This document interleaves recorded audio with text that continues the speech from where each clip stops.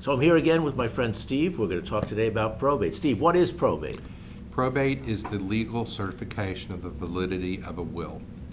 And it's the court looking at the document, making sure that it, first of all, has testamentary intent, that it disposes of the decedent's property, and that the person named as the executor in a will has the legal requirements to serve as the executor. Now, you're talking about wills and probate together, but you can do probate even without a will, right? You can do probate without a will. That's generally in Texas called intestacy, and there's a whole different procedure that's required. You don't actually have a document, but it requires determination of heirs and then someone to be appointed as the administrator of the estate. So assuming you do have a will, why probate?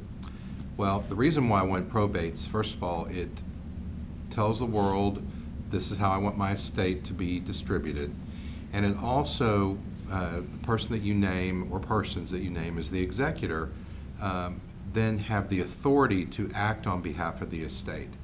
And it is, for beneficiaries, it makes sure that the executor does what the will document says that the executor is supposed to do. This all sounds very complicated, Steve. So what are some of the common mistakes people make? Well, one of the most common mistakes is people don't probate wills.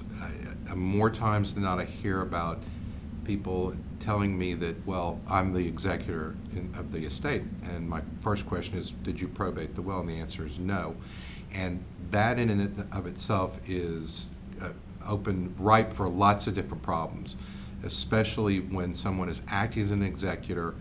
Even though it says it in the will, but the will has not been admitted to probate, they can open themselves up to personal liability for any violations that they've made in terms of transfer of assets, not doing something that, anything that they've done wrong, they can be open for personal liability. So they're really not the executor, even though they're named in the will as the executor, until probate has approved that appointment. Well, yes, and that's a really key thing, because the court has to determine, first of all, the will is valid, and second of all, that the person who's been named as the executor can actually obtain letters of testamentary.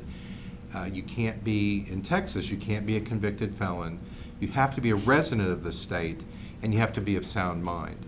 Residency can actually be overcome by, if you live in another state and they're probating a will in Texas, by getting someone named as your registered agent in Texas.